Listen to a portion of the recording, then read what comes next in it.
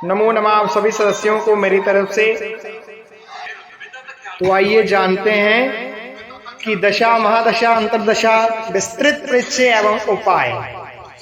भारतीय ज्योतिष के अनुसार 9 ग्रह माने गए हैं और इन 9 ग्रहों को 12 राशियों में बांटा गया है। सूर्य और चंद्रमा के पास एक एक राशि का स्वामी है।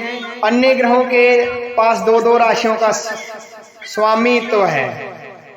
विषोत्तरी गणना के अनुसार ज्योतिष में आदमी की कुल उम्र 120 वर्ष की मानी गई है और इन 120 वर्ष में आदमी के जीवन में सभी ग्रहों की दशा और महादशा पूर्ण हो जाती है। दशा और महादशा क्या होती है, आइए आपको बताते हैं। दशा और महादशा दोनों ही ज्योतिष में जातकों को मिलाने वाले शुभ और अशुभ फल का समय है। आविधि जानने में विशेष सहायक हैं, इसलिए ज्योतिष में इन्हें विशेष स्थान और महत्व दिया गया है। प्रत्येक ग्रह अपने गुण धर्म के अनुसार एक निश्चित अवधि का तक जातक पर अपना विशेष प्रभाव बनाए रखते हैं, जिनके अनुसार जातक को अशुभ फल प्राप्त कराते हैं। इस ग्रह की अवधि को हमारे महर्षियों ने ग्रह की दशा का नाम देकर फलित ज्योतिष में विशेष स्थान दिया है और फलित ज्योतिष में इसे दशा पद भी कहते हैं। महादशा शब्द का अर्थ है कि विशेष समय, जिस समय कोई ग्रह अपनी प्रबलतम अवस्था में होता है, कुंडली में अपनी स्थिति के अनुसार अशुभ फल देता है। इन वर्षों में मुख्य ग्रहों की महादशा के अन्य ग्रहों की भी भ्रमण का समय दिया जाता है, जिसे अंतरदशा कहा जाता है। इस समय में मुख्य ग्रह के साथ अंतरदशा स्वामी भी प्रभाव फल व अनुभव होता है। जिस ग्रह की महादशा होगी उसमें उसी ग्रह की अंतरदशा पहले आएगी, फिर नीचे दिए गए क्रम से अन्य ग्रह भ्रमण करेंगे। ग्रहों की महादशा का समय अनुसार एस्ट्रो रोहित सूर्य 6 वर्ष, चंद्र 10 वर्ष, मंगल 7 वर्ष, राहु 18 वर्ष, गुरु 16 वर्ष, शनि 19 वर्ष, बुध 17 वर्ष, केतु 7 वर्ष और शुक्र जो होता है वो 20 वर्ष। विशेष आइए जानते हैं। सामान्य रूप से 6 से 12 स्थान में गए ग्रहों की दशा अच्छी नहीं होती। इस तरह इन भावों के स्वामी की दशा भी कष्ट देती है। किसी ग्रह की महादशा में उसके शत्रु ग्रह की, पाप ग्रह की और नीचस्थ ग्रहों की अंतरदशा अशुभ होती है। शुभ ग्रह में शुभ ग्रह की अंतरदशा अच्छा फल देती है। जो ग्रह 1, 4, 5, 7, 9 भाव में हो उनकी दशा अच्छी फल देती है। स्वर्गग्रही मूल त्रिकोण या उच्च के ग्रहों की दशा शुभ होती है। नीच पाप प्रभावी या अस्त ग्रह की दशा भाव फल का नशा करती है। शनि, राहु आदि ग्रह अपनी दशा की बजाय मित्र ग्रहों की दशा में अधिक अच्छा फल देते हैं। महादशा अंतरदशा का फल कथन करते हैं। कुंडली के अनुसार 12 भावों के स्वामी ग्रह में से आदित्य 7 या 8 ग्रहों की महादशा मनुष्य के जीवन में आती है। विभिन्न भावेश की महादशा विभिन्न फलों को देने वाली होती है। लग्नेश यानी लगन के स्वामी ग्रह की महादशा स्वास्थ्य लाभ देती है और धन के लिए मान प्रतिष्ठा प्राप्त के अवसर देती है। धनेश यानी दूसरे भाव होता है। दूसरे भाव के स्वामी दशा क्या होती है उसके बारे में भी आपको बताते हैं। फिर ऐसे ही धीरे धीरे सभी के बारे में बताएंगे। धनेश जो होते हैं वो महादशा जो होती है वो धन लाभ होता है, मगर अष्टम भाव के सतम होने के कारण ये दशा स्वास्थ्य कष्ट देती है। सहज भाव यानी तृतीया में स्वामी दशा प्राय अच्छी नहीं मानी जाती। भाइयों के लिए परेशानी और उनसे रिश्ते बिगड़ते हैं।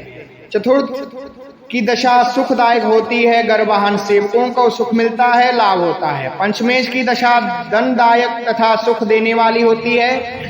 संतान की उन्नति होती है मगर माता को कष्ट होता है।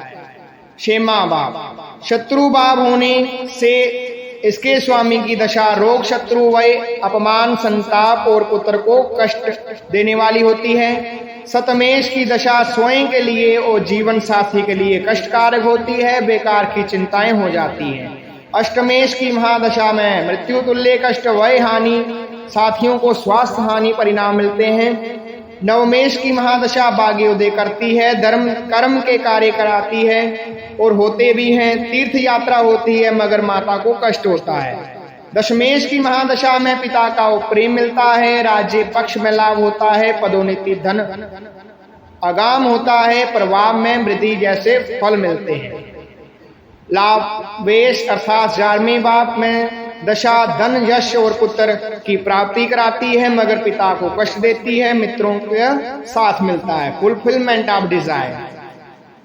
वैयश की दशा जो होती है 12वें भाव की दशा, ध्येय कष्ट का हानि, अपमान पराजय, शत्रु से हानि, कारावास आदि का कारण बनती है। विशेष क्या होता है, यदि शुभ भाव में स्वामी शुभ ग्रह प्रभाव में हो तो वह भाव फल को बढ़ाएंगे, मगर यदि शुभ प्रभाव में है तो उतने शुभ फल नहीं देंगे। ऐसे में उन्हें ग्रहों के रत्न पहनने चाहिए और उनके मंत्रों का जाप करना चाहिए। इसी प्रकार यदि शुभ भावों के स्वामी शुभ स्थानों में हो तो भी अशुभता को बढ़ाएंगे और अंत में ऐसे में उनको मंत्रों का जाप करना चाहिए और उनके संबंधित सामग्री दान करनी चाहिए। ऐसे ग्रहों के रत्न नहीं पहनने चाहिए।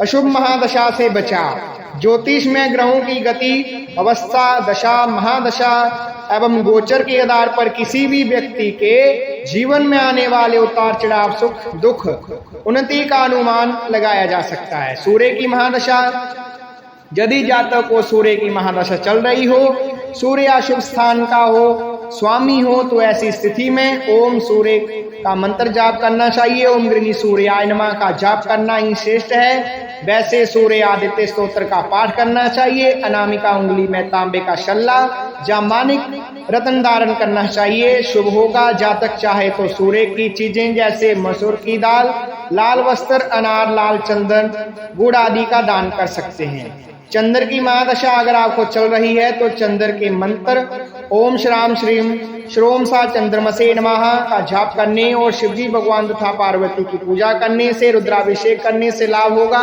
सोमवार तथा पूर्णिमा को दूध तथा अक्षत तथा श्वेत चंदन मिश्रित जल से अर्घ देकर प्रदान करने, गले में चांदी का चंद्रमा धारण करने से, कनिष्ठिका में मोती धारण करने से आपको लाभ होगा। मंगल दशा, इस महादशा के दौरान हनुमान जी की पूजा या उनके नियमित जप करने से पूर्ण लाभ मिलता है। ओम अंगकाराय नमः का जप करना चाहिए। लगातार 7 मंगलवार तक हनुमान जी को चोला या लाल लंगोट चढ़ाने से भी लाभ होता है। बंदरों को गुड़ चना खिलाएं, मंगल की वस्तुओं को दान करें। अनामिका उंगली में तांबे का शल्ला या मूंगा रत्न धारण करने से लाभ मिलता है। बुध की महादशा अगर आपको चल रही हो या अंतर्दशा चल रही हो तो शुभ, अशुभ हो तो प्रतिदिन बुध का मंत्र पढ़ें। ओम बुम बुधाय नमः का जाप करें। मां दुर्गा का पूजन करें। दुर्गा सप्तशती या दुर्गा सप्तश्लोकी के मंत्र का पाठ करें। प्रतिदिन गाय को हरी घास तथा पालक खिलाएं। गो सेवा करने से तथा बुध की वस्तुओं को दान करने से लाभ होगा। साथ ही कनिष्ठिका उंगली में पन्ना या ओन कलश धारण करें और आपको लाभ मिलेगा।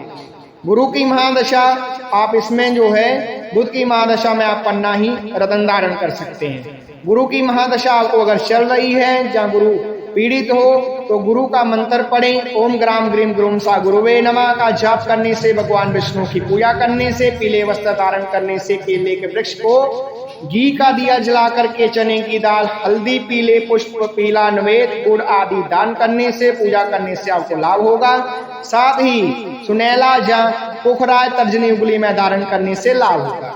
शुक्र की महादशा, ऐसी परिस्थिति में शुक्र को अशुभ होने पर ओम शुक्राय नमः का जाप करें तथा लक्ष्मी जी की पूजा करें, सुत जी का पाठ करें, लाभ होगा। साथ ही शुक्र की वस्तुओं का दान करें।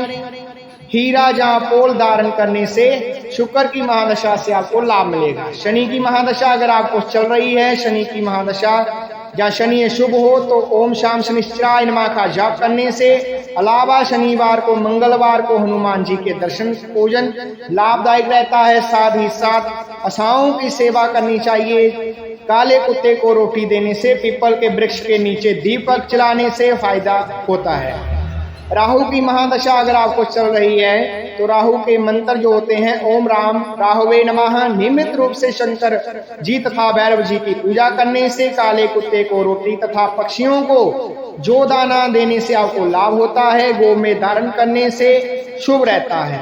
केतु की महादशा अगर आपको चल रही है तो इसका मंत्र होता है ओम काम केतवे नमः का जाप करने से श्री गणेश पूजा, लक्ष्मी की पूजा करनी चाहिए, लाभदायक मानी जाती है। इसके अलावा पक्षियों को बाजरा, देव स्थान में कंबल दान करने चाहिए। गणेश मंदिर में लाल ध्वज लगाने से, झंडा लगाने से, माध्यम उंगली में रोशनियां धारण करने से शुभ होता है। आप सभी खुश रहें, स्वस्थ रहें, व्यस्त रहें, मस्त रहें, ऐसी हम मनोकामना करते हैं।